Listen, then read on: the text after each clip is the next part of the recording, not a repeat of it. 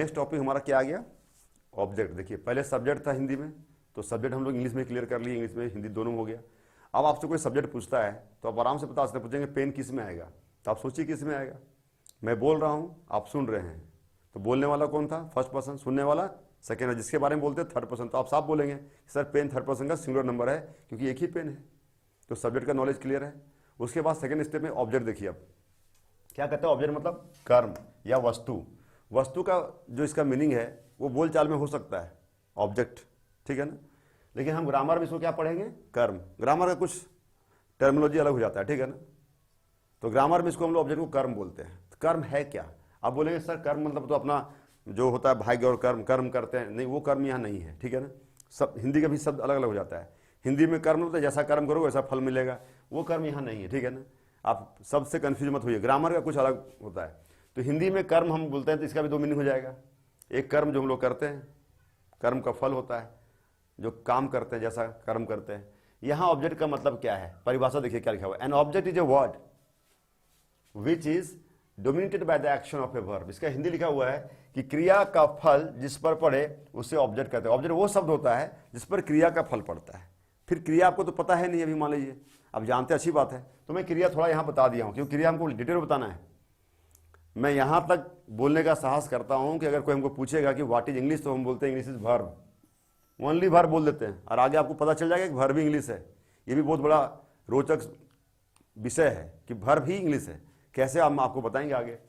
तो वर्ब क्या है भाई, वर्ब इज एक्शन, एकदम छोटा परिभाषा। क्रिया काम है, दो शब्द में दो चीज का परिभाषा इंग्लिश में बता सकते हैं। वो शब्द क्या है, एक वर्ब है, एक नाउन है।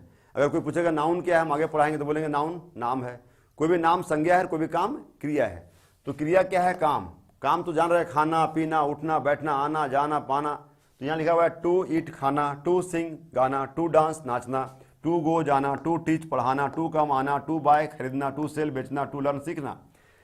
हिंदी का जिसके अंत में ना होता है, एक दो अपवाद को छोड़कर, नाना जैसे हो गया मान लीजिए, ठीक है ना, वैसा सेंटेंस छोड़ करके बाकी सब क्रिया ही होता है। जैसे खाना पीना, सुबह आप उठते हैं ना, अब दिन भर जो काम करते हैं, शाम को सोते हैं, सब क्रिया ही तो करते हैं। उठना हो गया क्रिया, ब्रश करना हो गया क्रिया, नाश्ता करना हो गया क्रिया, नहाना हो गया क्रिया, फिर ऑफिस जाना क्रिया हो गया, फिर पढ़ना लिखना है ना, टहलना सब क्रिया है, फिर सोना, तो सब क्रिया है ना। दिन भर लोग क्रिया ही तो करते हैं। तो क्रिया का परिभाषा तो आपको समझ में आ गया हो यहाँ पे कि क्रिया क्या है, काम है।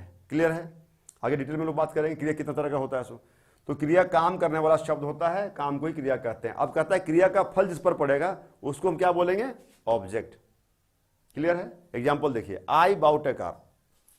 क्या बोला, बाउट, ब्रॉक, एट और हेल्प्ड। यहां बाउट है और कार खरीद रहा है, तोड़ रहा है कुर्सी को, खाया आम को, मदद किया मेरा, ठीक है ना। आई यहाँ पे क्या है, आप समझ में आपको आ गया होगा। जो बच्चा सब्जेक्ट को बढ़िया से, मेरा सब्जेक्ट का पार्ट 1 वीडियो पढ़ लिया है, उस समझ में आ गया होगा आई क्या है, सब्जेक्ट है, क्योंकि ये काम करने वाला है। और बाउट खरीदना, खरीदा, ये क्रिया हो गया। और क्या खरीद रहा है, कार।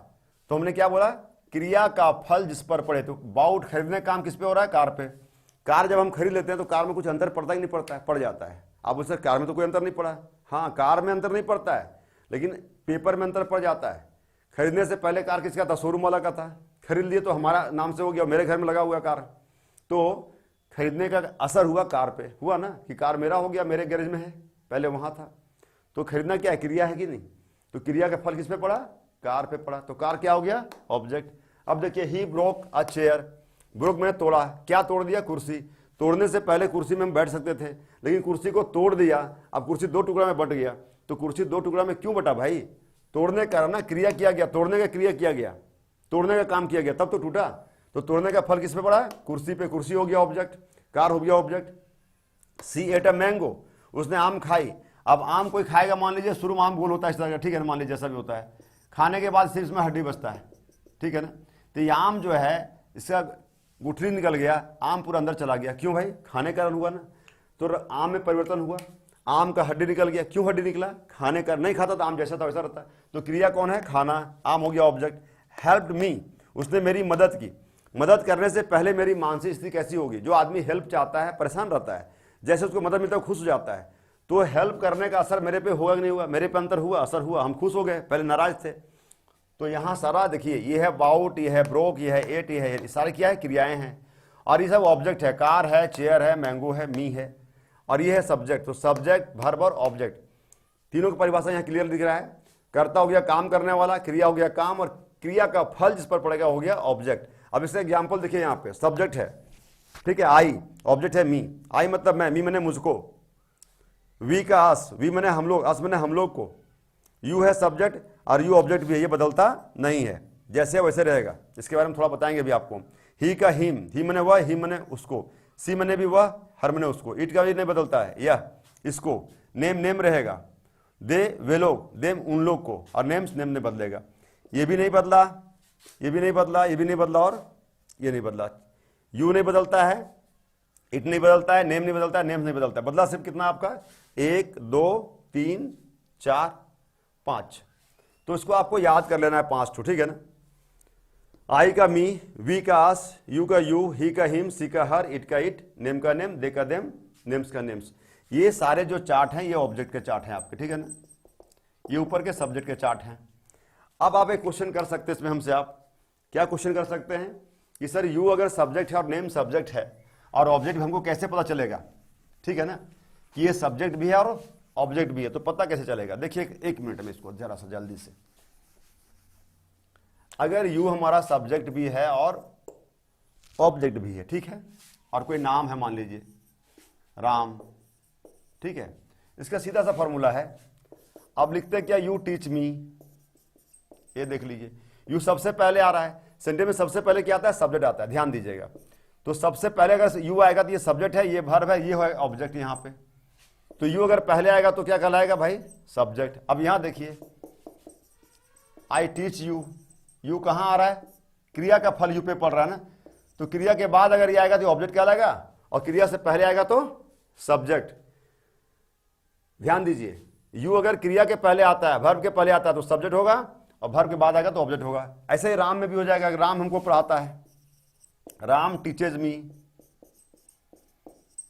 तो राम क्रिया के पहले आया है, नाम है, ये सब्जेक्ट है, मी यहां ऑब्जेक्ट है। अब यहां लिखेंगे आई टीच राम। अब यहां राम कहां आ रहा है, वर्ब के बाद आ रहा है, तो इसका प्लेस देखना होगा।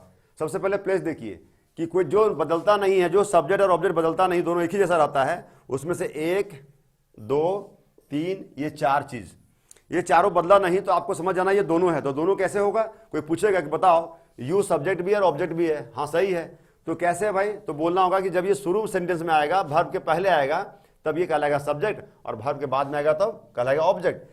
यू जब काम करने वाला होगा तब करता होगा, और जब उस पर क्रिया का फल पड़ेगा तो ऑब्जेक्ट होगा। परिभाषा से क्लियर है। तो आज मेरा क्लियर हो चुका है यहाँ पे ऑब्जेक्ट चैप्टर कि ऑब्जेक्ट क्या है, इसमें कोई डाउट नहीं है, ठीक है ना। चलिए आगे बढ़िए।